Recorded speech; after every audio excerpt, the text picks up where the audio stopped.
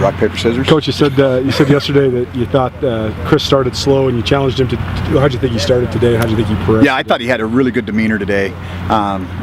Just came out with a very workmanlike attitude, and was more crisp in 7-on-7 and 1-on-1s, and then in our third down periods did some really good things. Had a really nice deep ball to Justin Page, and just in general, just his command of the offense and his comfort level out there.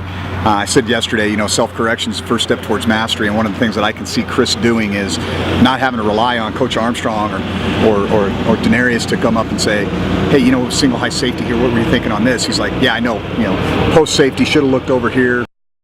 Those are just really good signs that he's conceptualizing what we're doing on offense, but he's also starting to master it. In the spring, you liked that you kind of found a system and a rhythm with Tyler and Chris playing together. So do you have to change then how that rhythm works, or do you anticipate that can still be something that works with multiple quarterbacks? Well, I think we're probably better served to have one guy. Yeah. But we've got to get another guy ready. And even in the situation with Tyler and Chris, in a strange way, Tyler not being here has made Chris a better player. Right. And I know that you would think that might be the opposite because Tyler really, he was such a mature kid that he would take care of all the organization stuff for the player run practices, and some of that stuff had to fall to Chris now, and certainly Brady McChesney helped a bunch with that, but I think that's actually forced him to grow as a leader, which he was clearly our guy. Right. Now he needed to become a better passer and work on some things in terms of his leadership, and so all of those things have improved, and I just think he's going to continue to get better and better. In terms of Armstrong's offense, now that you know what you have as far as personnel, last year you kind of figured it out still. Do you feel like that plus the continuity that Brian brings is going to help you guys? Yeah, definitely. I cringe when you say it's Armstrong's offense or Ty's defense. I feel like it belongs to all of us. Right. But that's there's no question. I mean, I think Brian's a really smart, good football coach, and you can throw stones and say, well, this guy was a high school coach or anything.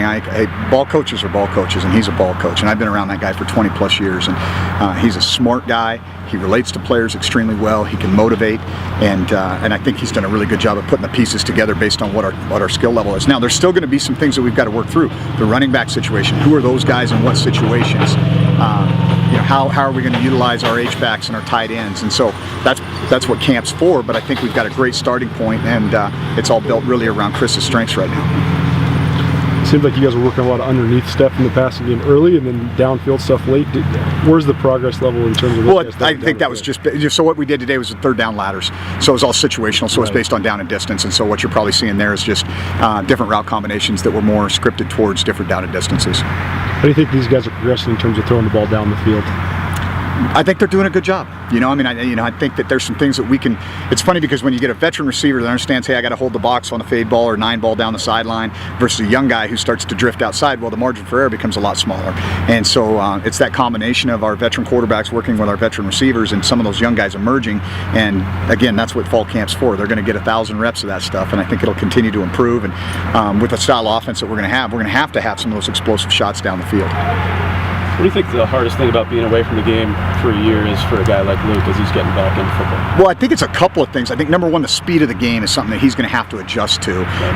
It's faster than it was at Whitefish, and obviously he's been away from the game for a while. So I'd say that's probably the biggest challenge, really, regardless of position. He's a smart kid, so he can kind of take the information in a pretty efficient way, but it's still a new language. It's like learning Chinese to him at this point, because I'm sure it's not the same things they called it at Whitefish. The thing that's been really easy for him and really positive for him is he's got a lot of friends on this team. All the Flathead Valley kids that we have, they all know Luke. They grew up playing hockey and doing all kinds of stuff together in the valley up there. And then he played on the All-Star games, and you can tell he connected with a lot of guys. And he and Jacob Hadley are thick as thieves, and obviously those guys connected in the Mondat game or the Shrine game. And so I think it's a very comfortable place for him from that perspective. And maybe that's one of the things he was missing at Minnesota, was just that kind of feeling like he was at home. What do you like about his skill set? He's athletic and he's tough. He's a compact, physical guy, runs well, he's got a strong arm, but he's a tough kid too. I think we have him doing some stuff more on special teams too, because we think he's a good enough athlete that, hey, if he ends up traveling or being a two quarterback or a 2.5 quarterback, however it plays out, he can do some things for us and help his team. What's it like to have a guy like Brady? He said that he thinks Chris gives you the best chance to win. He's going to do anything he can to help him. So having a guy that kind of embraces that backup role, what's that do for you? Yeah, that's hard to do, isn't it? You know, I mean, I think we all have these aspirations and we have these goals, and I think for him to understand his role and embrace his role, that tells you what kind of teammate he is. I also think that tells me that our culture is starting to become embedded into our roster. And so I think those are things that I've really paid attention to with him. In fact, we put him on scholarship through the course of the summer, in large part because of the value that he has to our team that has nothing to do necessarily with what goes on between the white lines. And so I think our goal here as coaches, my number one goal here is to value young men that value the things we value. And I think Brady does that. And so I want to make sure that we show him that we appreciate what he brings to the table. We talked about situational football and shoring up those areas this year in camp. You get the sense through a couple days that the guys are really taking to that. Yeah, they get it. I mean, so you know, yesterday was a mixed down day for us. So 1st and 10, 2nd and medium, 2nd and short, and we did a 2nd down ladder where we put them in situations at the end of practice. Today was a 3rd down day, so we did the exact same thing today. Tomorrow's a red zone day, and then we get into some special categories: 2-minute offense, 4-minute offense, different things in the last plays of the game, into game situations on defense. And so we've got things scripted in every day at the end of practice to try to hone in on some of that situational football. Do you think the inconsistency maybe last year in those areas was just a function of a new coaching staff, young quarterback, things like that? Yeah. It's ironic because when we went back and looked at it, you know, we had a lot of penalties early in the year. Well, a lot of those were young offensive linemen. You know, it wasn't necessarily JP that was jumping off sides. It was just, you know, guys that had never played before, a redshirt freshman right tackle, and just not that mental focus that you need in those critical situations. And then, you know, and then with some matchup things. You know, for example, against NAU, we're going down to have a chance to potentially win that game.